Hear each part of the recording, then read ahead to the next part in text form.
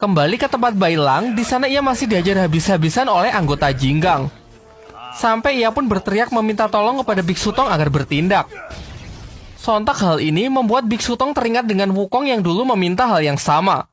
Karena tak ingin mengulangi kesalahan untuk kedua kalinya, Biksu Tong pun kembali bangkit dan segera datang untuk membantu Bailang. Ia pun bertekad untuk menulis ulang sejarah dengan bersedia untuk melakukan perjalanan kembali demi mengembalikan api penyucian ke tempat asalnya. Ternyata Biksu Tong juga merupakan seorang fighter yang sangat kuat. Ia bahkan mempersilahkan Jinggang itu untuk segera pergi agar kekalahan tidak mempermalukannya. Merasa diremehkan, Jinggang itu pun sangat emosi dengan mengeluarkan kekuatan maksimalnya. Begitu pula Biksu Tong yang membuat pertarungan mereka berlangsung sangat sengit.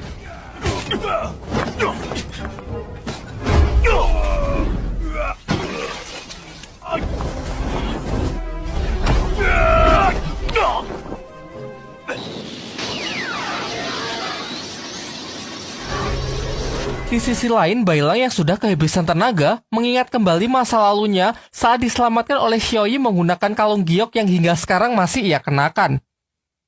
Kemudian ia juga sangat dekat dengan Raja Naga, bahkan sudah menganggap suku naga sebagai keluarganya sendiri. Sayangnya sekarang seluruh suku naga sudah lenyap karena dibantai dengan kejamnya oleh para dewa.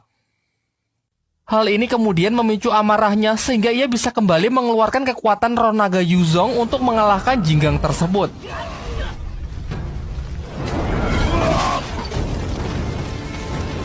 Singkat cerita, mereka pun sepakat untuk melakukan perjalanan ke barat untuk mengembalikan api penyucian.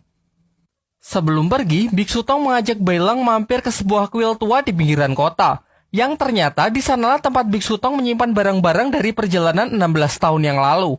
Mereka pun mengambil barang-barang yang dibutuhkan untuk mendukung perjalanan mereka.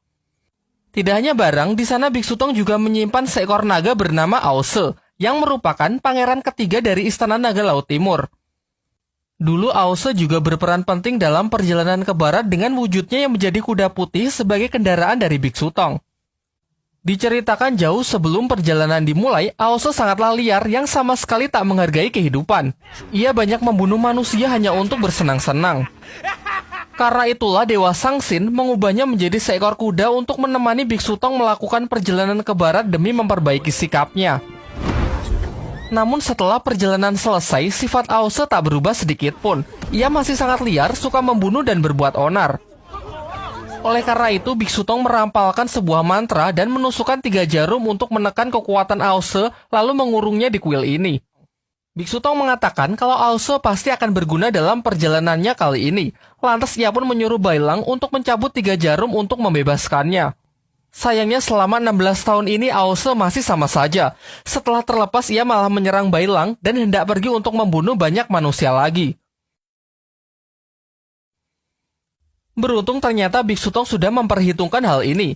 Terlihat sebelum sempat pergi, Aose perlahan mulai berubah lagi ke mode kudanya.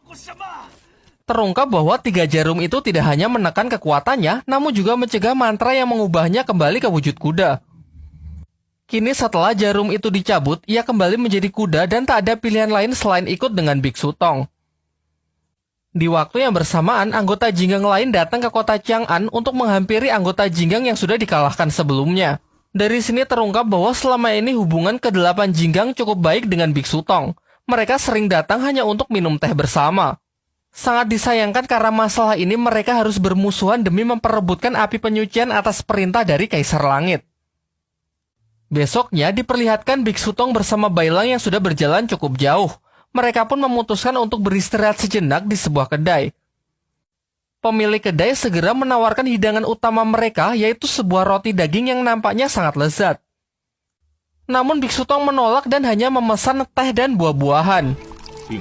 Ternyata Biksu Tong sudah merasakan hal yang aneh semenjak ia menginjakan kakinya di kedai ini. Ia dapat melihat pengunjung lain yang terpengaruh oleh sebuah sihir setelah memakan roti daging tersebut. Aose yang mengamati dari kejauhan pun juga merasa demikian. Si pemilik kedai bersama para anak buahnya pun segera bertindak setelah mengetahui Biksu Tong yang tidak terjebak dengan rencananya. Ia lantas menjerat dan membawanya ke bawah tanah yang merupakan markas dari para siluman ini. Melihat hal itu, Aose pun tak tinggal diam. Merasa tak ada pilihan lain, ia pun berusaha membantu sebelum wujudnya kembali ke bentuk kuda.